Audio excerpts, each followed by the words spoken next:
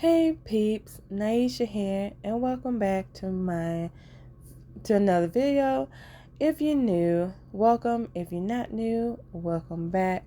Today I'm going to be giving you a whole review on Astrea's Broken Heart. I'm sorry if I'm pronouncing that wrong. Also, there will be spoilers, so just want you to know ahead of time there will be spoilers. And also, if you like this video, don't forget to like, share, and subscribe. And let's get to it. Now, Astrea's Broken Heart, like I said, I'm hoping I'm saying that right. If I'm not, please correct me in the comments. But Astrea's Broken Heart is the 39th book released on Romance Club. This book has been released in March 2024. The author of this book is Elena Kh, who is currently writing Heaven's Secrets 3. Also, I want to say that Astrea's Broken Heart is also one of two spin-off stories from Heaven's Secrets, because you have Astrea's Broken Heart and then you have Heaven's Secrets Requiem. And then we have, well, it's like Heaven's Secrets 2, Astrea's Broken Heart, Heaven's Secrets Requiem, and then Heaven's Secrets 3. And things like that. So the plot of this is seeking work.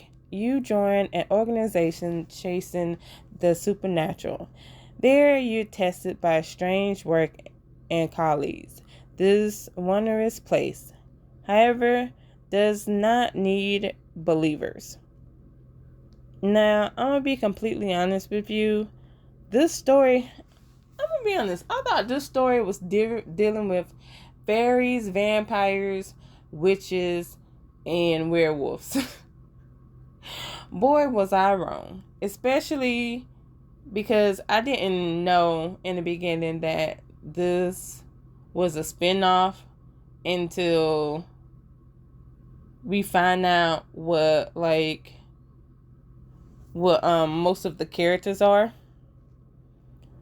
Now, we have the main character whose name is Audrey. You could change her name to anything. I think I changed her name to Gina, so that's what I'm going to go with. So we have Gina, and then we have the love interest. We have Michael, David, Raphael, Cassiel, I'm thinking that's his name, Felonia, and Malik. So, let's read about our character. Now, like I said, you could change whatever her name should be, but she is a psychiatrist starting a new job at Astrea. I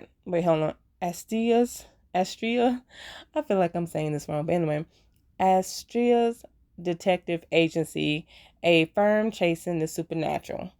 Until a month before the story begins, she used to work at the prestigious Goodlum psychiatric clinic. When a patient with acute psychosis attacked her, Gina had to defend herself, but the authorities didn't seem to believe her version of events.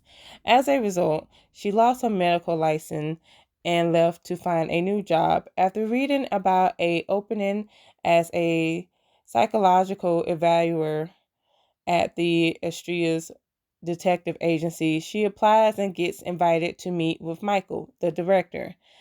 Gina remains skeptical about the supernatural, emphasizing that she wants to concentrate on helping people with illnesses.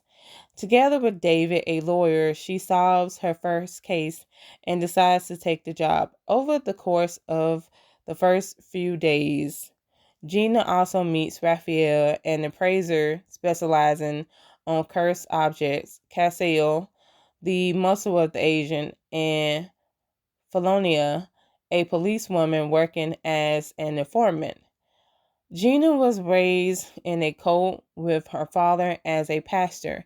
When she was still a young child, when her chores when she was still a young child, her chores to the basement had stopped, and her father kept a lock on the door. She grew curious. She would even sometimes hear squeaking coming from the room, something her father would claim were bats. Her curiosity one day got the better of her, and she lied to her parents about being sick so that she could then steal her father's key and sneak into the basement. Upon entering the basement, she came across a woman who she perceived as a creature, chained up to a corner with nothing but a sleeping bag. The woman demanded Gina free her, half crazed and beside herself with anger. The combination of fear from this woman and hearing her father return led Gina to flee the basement instead of helping the woman. Sometime after this event, the entire church had gathered inside the church, with some members holding guns as everyone was forced to drink from cups. Gina didn't want to drink from it, even though her mother insisted she had to, or her father would make her. Gina had noted that many members who had already drank were already sleeping peacefully. Before she had been forcefully forced to drink from the cup, SWAT had broke into the place, killing those with guns and pulling Gina out of the church. Both parents died that day.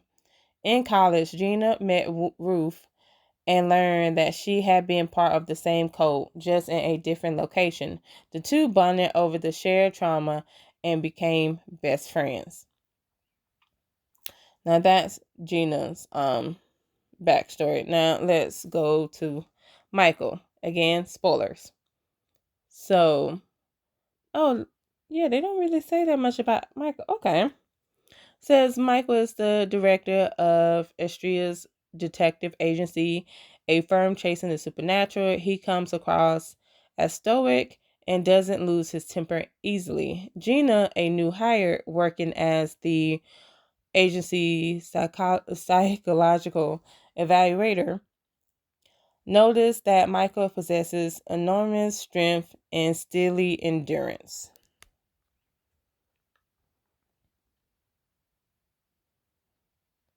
By the way, if I didn't say already, Michael, David, Raphael, Cassell, Felonia, and Malik are all love interests of the character that you create, whether you go with the default name, which is Audrey, or you go with your own name like I did with Gina, that sort of thing.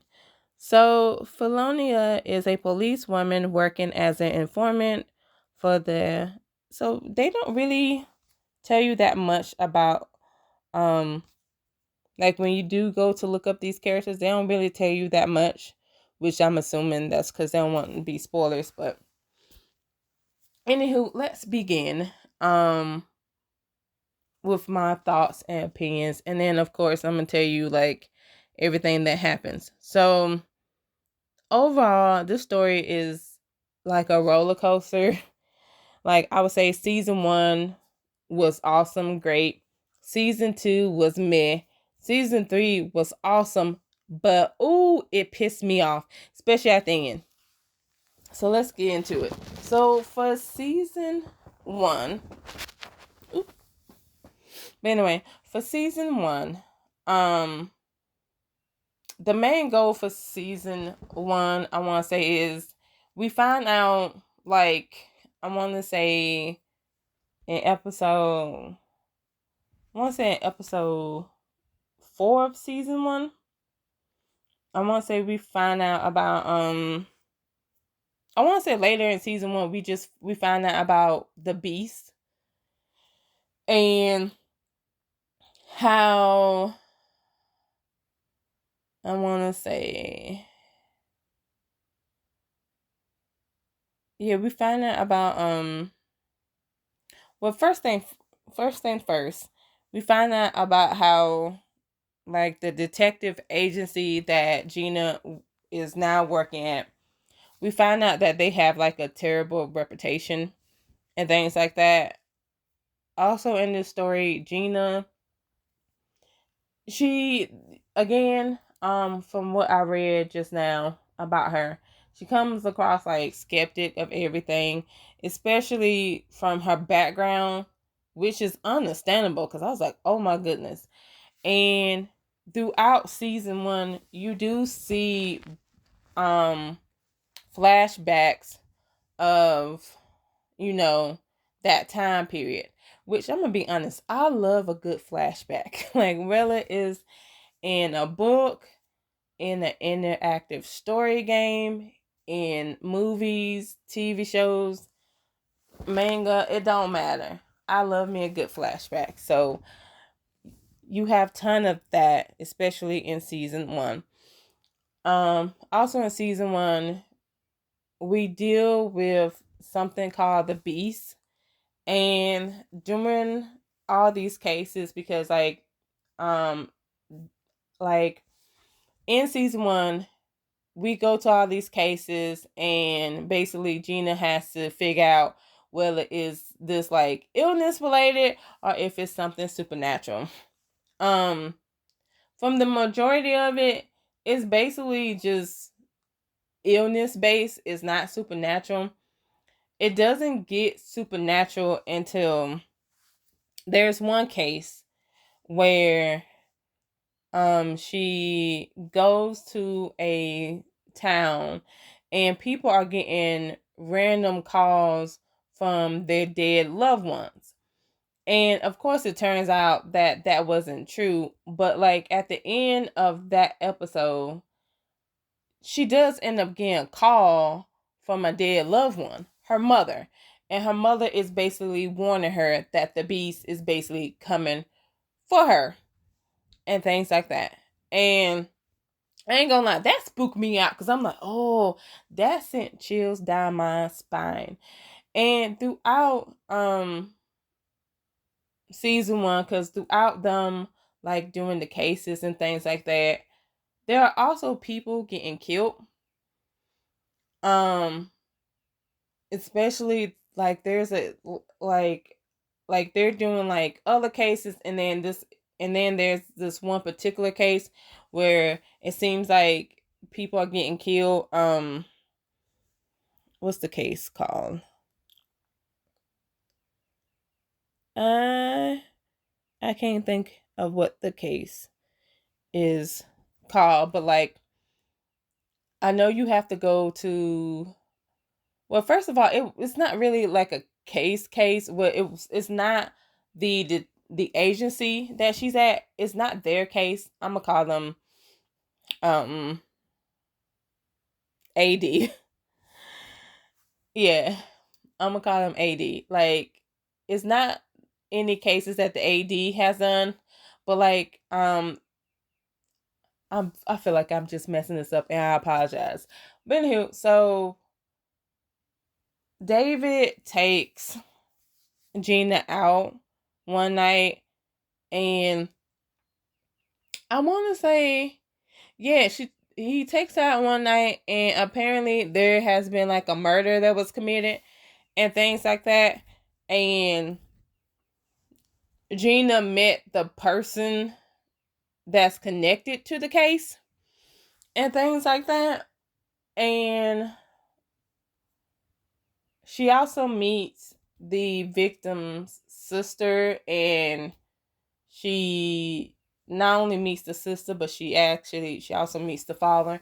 And then there are like other cases that are going to be like that, whereas well, not like, yeah, there are other cases, but like some of them she doesn't work on. Like, it's this one case where this guy, he owns this restaurant. Well, it's not a case, but like Felonia feels like something's up with him. And so they go to this restaurant, and it's this guy. He's the owner of the restaurant, and he serves weird, exotic, dangerous dishes, like dishes that shouldn't be like in the country that they're in and stuff like that. So it's like, okay, that's weird. Not suspicious. But anywho, so like As he's serving them dishes, we find out a bits and pieces about him, like he had a son and everything like that. And that also plays a part in season 1, especially at the end of season 1, which I like. I feel like I'm explaining it wrong, but basically, let me just jump to it. In season 1, most of the people that are killed are they are killed because of what their father have done. And each of their father represents a certain type of sin, which I thought was pretty cool and stuff like that. Cause it's like, oh snap, like they like basically their kids are getting murdered because like they father like represents like a certain sin. There's one that represents gluttony, wrath, sloth, pride, envy, all that. And I forgot which one Gina's father represents. I want to say pride. I'm not sure, but I thought that was pretty dope. But unfortunately for Gina, like she is being like targeted by the beast and stuff like that. And her friend Ruth had like joined another cult, which happened to be the cult that worshiped the beast. And so I was like, oh goodness gracious. And I'm thinking to myself, because there's a part where Gina, like Ruth invites Gina to come to where she's at. And there's a part where Gina has to basically like um like the taxi, either the taxi or the Uber. I'm gonna say taxi. The taxi basically pulls up by a road that's been cut off due to a tree in the way. And I'm thinking to myself, oh baby, as soon as I see that tree, I'm telling that taxi person, like that taxi driver, you could drive back. I'm gonna pay you. You could drive back. Yeah, cause like no, it screamed red flag to me.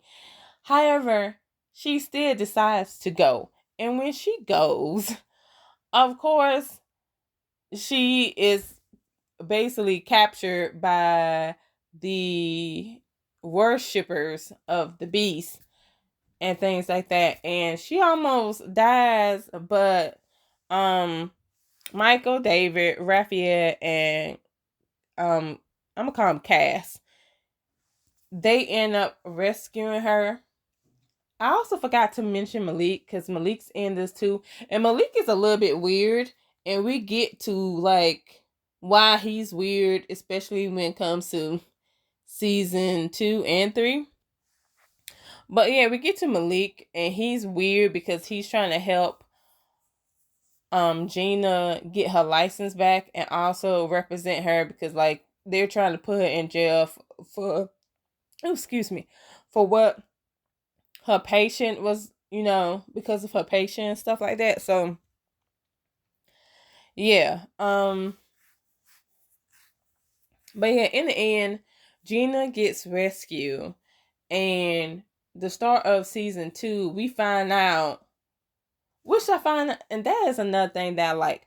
I like the fact that we don't find out what Michael, David, Raphael, and Cass are, and Felonia as well. Same thing with Malik, but Malik was a surprise and stuff. Like I was shocked by Malik, especially in season 3. Like I was shocked. But anywho, but we find out what Michael, David, Raphael, Cass, and Felonia are. Basically, Michael is an angel. David is a demon. Raphael is an angel. Cass is a demon. And then Felonia is a demon. We also will find out Malik is also a demon, but he's like evil of evil. I was like, oh, okay. He's like one of the evil ones. I forgot the name and stuff like that. I know it starts with an A and stuff. That's all I could give you. Like it sounds like Avalon, even though it's not Avalon. It's like it doesn't sound like Avalon, but like that's what it's giving me.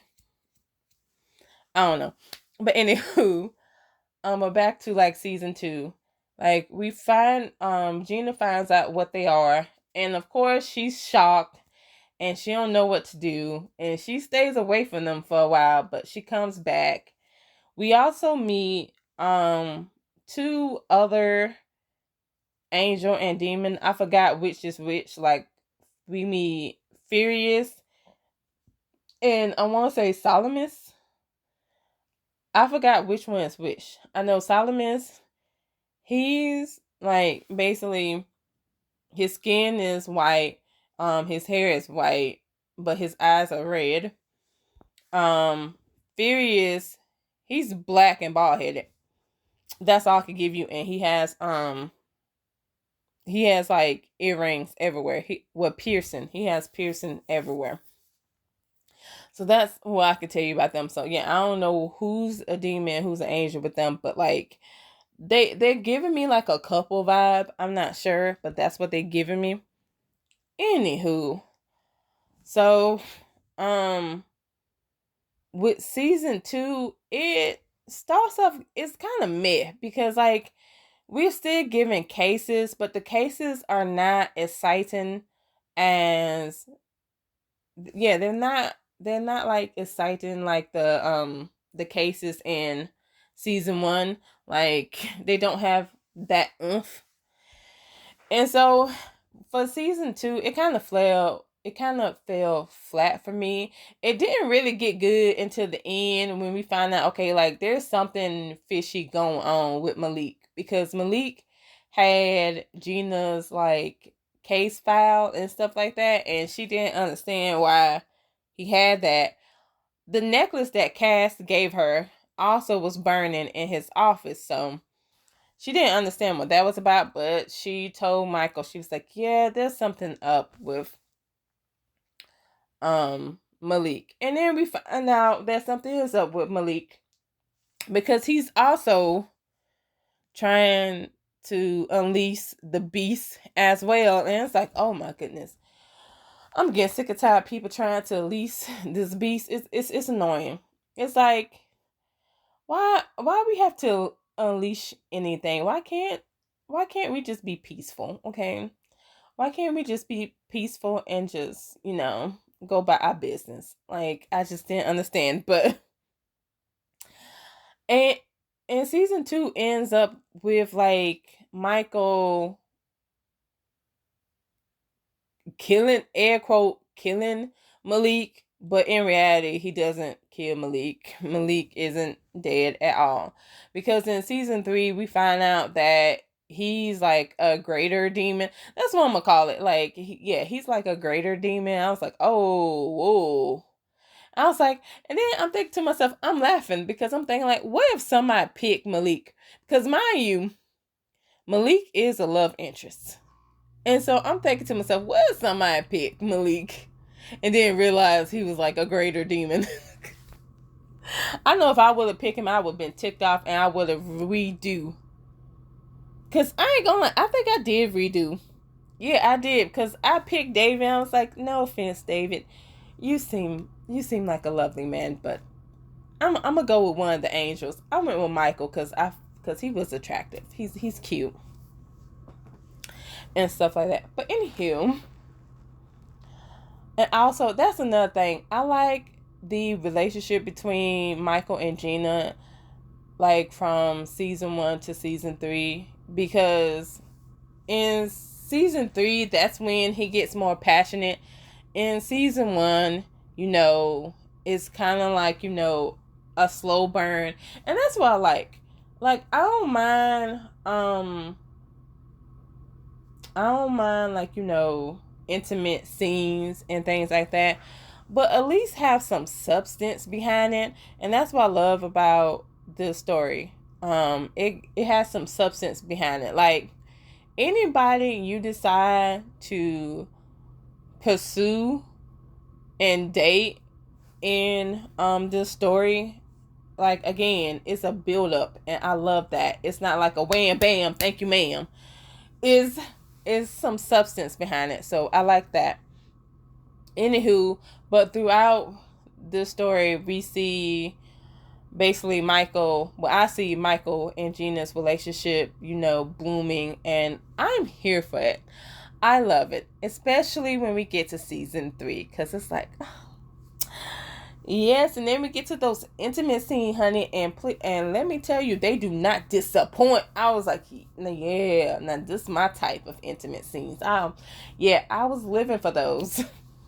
I was not living for the ending, but anywho, with season 3, we get more into like what's going on. Again, Malik trying to unleash the beast. We find out what Malik is. He's not human, because that's what everybody, that's what all the angels and demons of AD, the agency, by the way, I'm just like abbreviating it, but that's what like they were thinking. They were just thinking he was like some type of weird human, and turned out he's not even human and stuff like that. And come to find out, we also, I forgot to also mention that you also get background story on Astrea's, because you see a statue. Excuse me. You see a statue in the garden that they have, and it's of Astrea. Astrea. I'm gonna call it A. It's of A. A is like, I want to say A is like the first angel that Shepherd is God in this story. Which I kind of side-eye, and if you have seen my other videos, you would know why, but like I tell you in this one as well, like at the end. But anyway, but yeah, Shepherd is but yeah, A is one of Shepherd's first child and stuff like that. First angel. Like, it's like one of the first angel and child. And we learn a bit more story about her, especially we end up finding her. She done got older, and she's blind and things like that. And we find out like her backstory. Basically, Shepherd told her not to go to Earth, and not to like, mingle with the humans. But she ended up doing it anyway, because she loved the humans. However, the humans turned on her and basically attacked her and tortured her and stuff like that. Someone ends up taking kindness to her, but she doesn't realize who it is and stuff like that. Come to find out, it's the beast that was nice to her and stuff like that. And apparently they end up together. Like, I thought that was kind of crazy. I was like, oh, so the person was nice to her, and then she ends up sleeping with him, and now she's pregnant. Okay, got you. And she ends up giving birth to Malik. And there's some crazy stuff that happens, like, because like A and Malik go to this nunnery, and apparently the nuns start dying, and it has something to do with Malik. I was like, oh, what in the bad omen is this? Well, not the bad omen, but the omen. What in the omen is this? Like, what you mean the nuns start dying after, like, you gave birth to this child? Oh, no. Whoa. Anywho, so after that, she moves, A and Malik moves away from the nunnery, and they have their own place. But again, like, she knows something's wrong with this kid and stuff like that. And so he ends up leaving himself, like, and then also learned in season 3 that he always wanted his mother's love, and I'm thinking like, interesting. Is that the reason why you're evil? Because you didn't have your mother's love? You know what? I'm gonna be quiet. But anywho, I'm thinking like, would his mother love, would it even change anything? Because he's still evil. But I'm not gonna. I'm just gonna go back to the story. Anywho, so there ends up being a big battle at the end, and of course before that, Raphael, he has a vision of Gina, but he can't tell, like, all he knows is that Gina gives the book. I forgot what the book is called, but I know if you play Heaven's Secrets Requiem, the book is in that. I forgot what the book is called. I forgot what the book is called that quick. But anyway, I'm just gonna call it the book. Anyway, Raphael has a vision of Gina giving the book to a trustworthy person, and then he also sees her having some type of influence. Well, not yeah. He also sees her having some type of influence on like what will happen in a way, but he doesn't know if it's good or bad and stuff like that. So, during this time, like during the battle, because like again they prepare for the battle and things like that, they also get the book. Malik wants the book because I think that book is the key to unleashing the beast. He doesn't end up getting the book. Again, Gina ends up finding a trustworthy person, which you will learn more about in Heaven Secrets Requiem. So when I play that, I'll let you guys, know about that. But anywho, and then Gina also decides that she wants to be a part of the battle as well. But they're like, no, you're not going to be a part of the battle. Especially Michael. Michael's like, no, you're not being part of the battle. What's going to happen is that we're going to take you somewhere safe. Well, Furious is going to take you somewhere safe.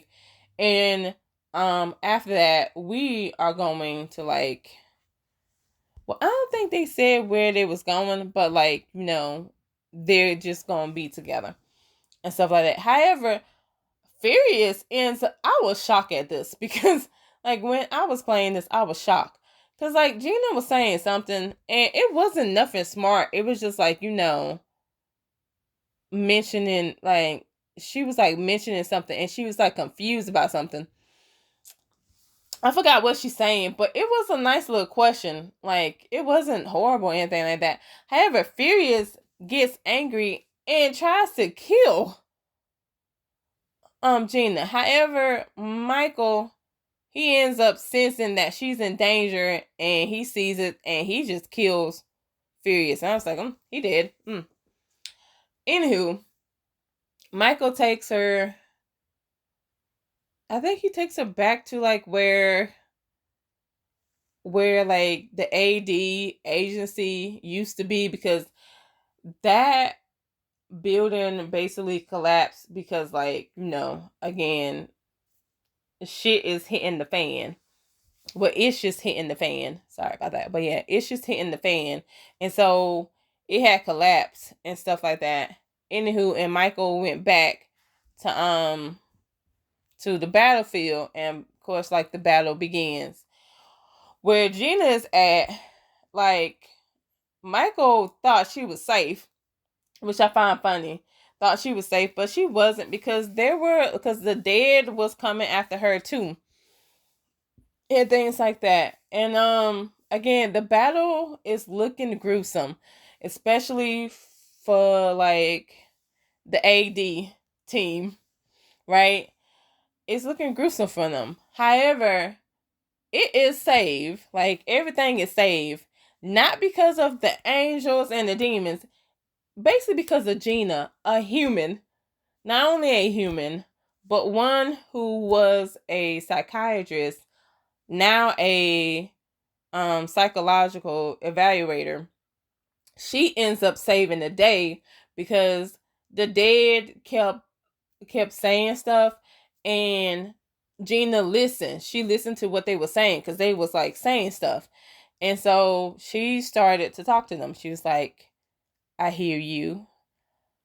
I understand what you're saying.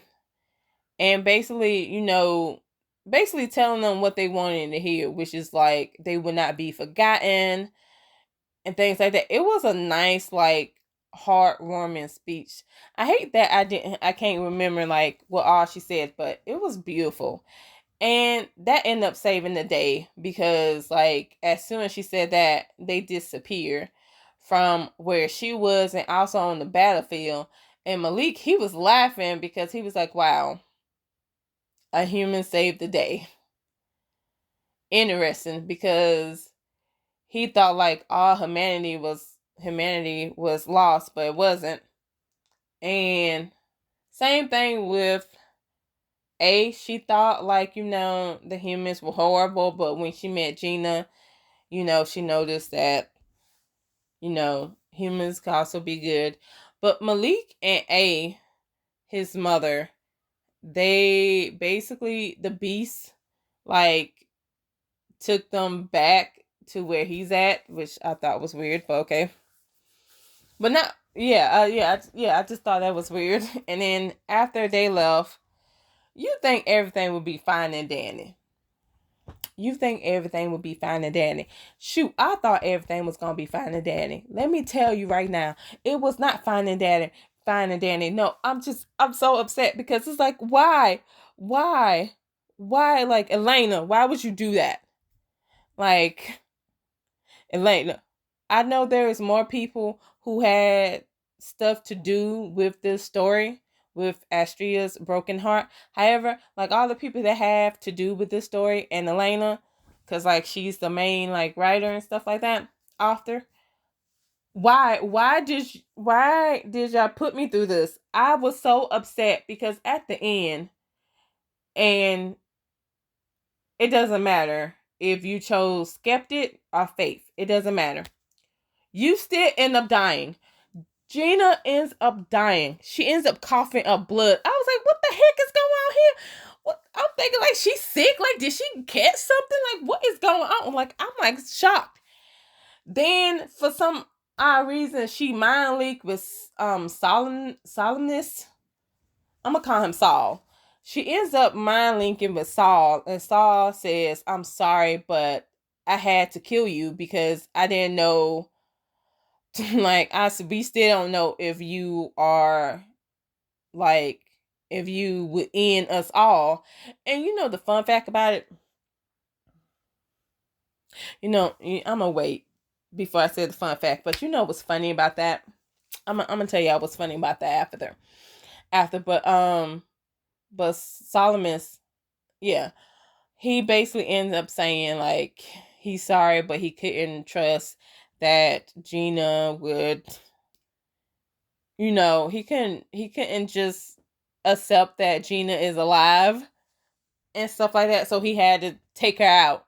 And he didn't want Gina to be anywhere near Michael, so because Michael would probably heal her and stuff like that. So Gina ends up dying. And the dog the hellhound that you end up, like, that ends up being your pet, I named him Eclipse.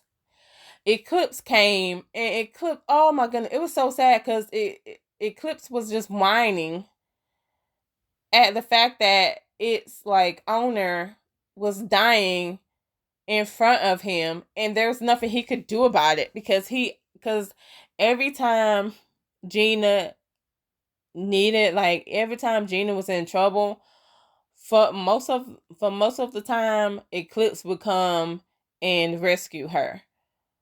And so this was this one time that Eclipse couldn't do nothing but sit there and watch her die. And I'm just thinking to myself, so we just gonna just watch her die. And she ends up dying. And like, depending on if you get like a high, I want to say either it depends on, I think it depends on your reputation and stuff like that. Your reputation and the path you chose, like, well, not the path you chose per se, but like the amount of points you get from the path and the reputation. Like if you have high skeptic or high faith, like either, I feel like I don't. You know what? I don't even think that the skeptic and the faith had anything to do with it. I just think it was reputation. Yeah, if you had high reputation, like Solomon's, he's sorry for it. But if you have low reputation, he's not. But we end up getting the good ending because, like, either way, she's gonna end up dying. Um, and I think the good ending was death of liberation because it seemed like she was liberated. Uh, it pissed me the fuck off. It pissed me the hell off. And so on the battlefield, like everything's been settled. Michael tells David, because David still has a bottle. I'm gonna call it the genie. Like yeah, it's a demon, but like it gives you wishes like a genie. So just call it the bad genie. But yeah, what? No, I'm just gonna call it the genie because I was like, I'm just gonna call it the bad genie and just name it BJ. But then I was like, no, I'm just gonna call it genie because I forgot the name of the demon, so I'm calling it genie. So David ends up calling Genie, and Genie, and basically wishing for like everyone to basically go to I forgot what place. It's a it's a place where like not that, like, I don't think, yeah, it's not a place that humans go, but it's a place that like an angel was buried, I want to say. But yeah, they go to this place. Well, no, before they go to the place, Genie, like, cause like David said that he wants everybody, like he names him, Michael, Raphael, Cass, and Felonia. I mean, yeah, names her, and then Gina, and then Genie says something that broke my heart, cause Genie says, "Gina, are you sure?" And I'm just like, oh, even he knows. I was like, oh my goodness, I'm so distraught. I'm so distraught. Like, I'm so angry right now. I was like, And so Dave was like, yeah, of course, Gina. And so they end up going to the place. It's very cold and stuff like that. Um, it's like covered in snow and things like that. And so when they go, everybody's happy because they are away from Earth, but they still know there's going to be chaos. Like, there is still chaos on Earth. Like, they know something's not right with heaven and hell, and they also know something's not right on Earth. So that's why they went to this other place. And so while they're there, they're happy and stuff like that. However, their happiness is gone away when they see that Gina is dead. And oh my goodness, there's a um there's a picture that comes up on your screen depicting of your character.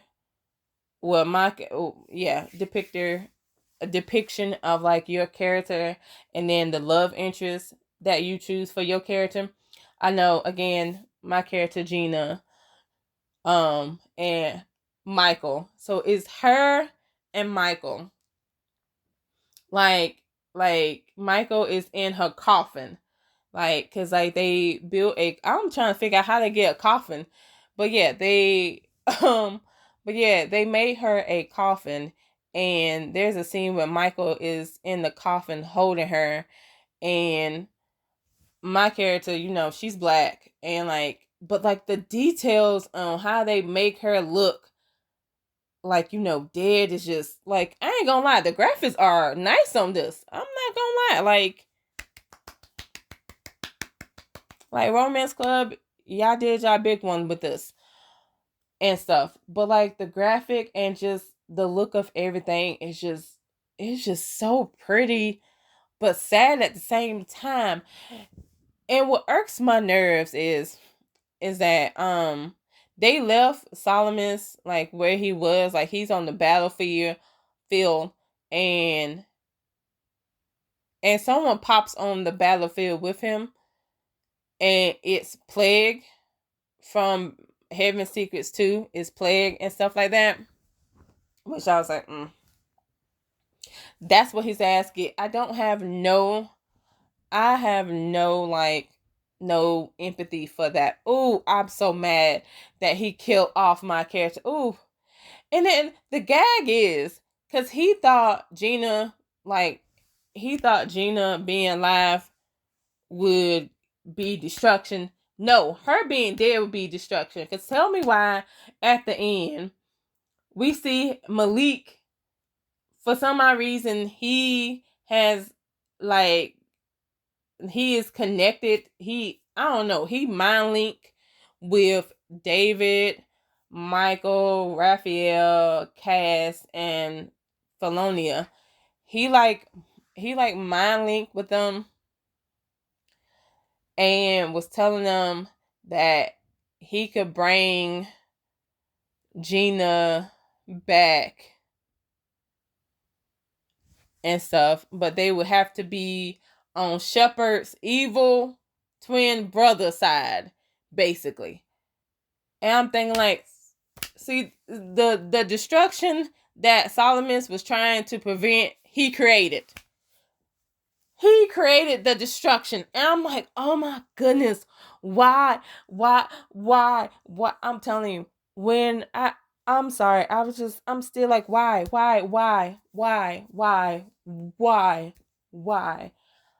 I was so heartbroken. Especially for Michael, because to see him laying in her coffin, like, oh my goodness. And then like he was like, they was making plans and stuff. Oh, I'm sorry. It broke my heart and it pissed me off. I was like, oh my goodness. And so now I have to read Heaven Secrets Requiem so I can get to Heaven Secrets 3 to see what the F is going on, because like apparently Gina is going to come back to life. And also, side note, I don't know what's going on with Heaven Secrets with this series, but like, why is it that like all the characters that you play as, they died and they come back to life? Like, what's going on? Because first, if you play Heaven Secrets and you play, because I know I named her Sunny, she basically dies but come back to go to the Angels and Demon Academy. Gina, she died, but she's gonna come back in Heaven Secrets 3. And then Peru. No, did I name her Peru? No, I name her, no, Karu. She, that's the main character from Heaven Secrets Requiem. That's why I name her. No, I think I name her Peru. Yeah, I name her Peru. Peru from Heaven Secrets Requiem. You find out, especially in season 1, we find out that she, she was presumed dead. And I'm assuming she was dead, but miraculously, she comes back to life. So it's like, everybody just be dying, come back into life in this. And it's just like, it's... But yeah, that's it for like Astrea's Broken Heart. It, like I said, it was a whirlwind of emotions. It's just a whole roller coaster. Again, the first season was awesome. The second season was meh. Third season was awesome, but also freaking frustrating because of the end. And I'm like, ugh. And I blame Solomon because it's his fault. Like, if he would have kept her alive, I'm pretty sure they wouldn't even think about going to the dark side. But now that Malik has dangled that little, like, carrot in front of their faces, now they're gonna take it because they want Gina to come back to life, because basically she was like the heart and soul of that group and stuff like that. So yeah. Also, I know this video is long, so I apologize. But if you don't mind long videos, yay. But that's all I have to say. Let me know down in the comments below, especially for those who have played this. What did you guys think? Because, oh my goodness, I'm still ticked off, and now I have to finish Heaven Secrets Requiem so I can get to Heaven Secrets 3, because I just need to know. I just need to know, because I'm just, again, irritated. But again, that's all I have to say. Until next time,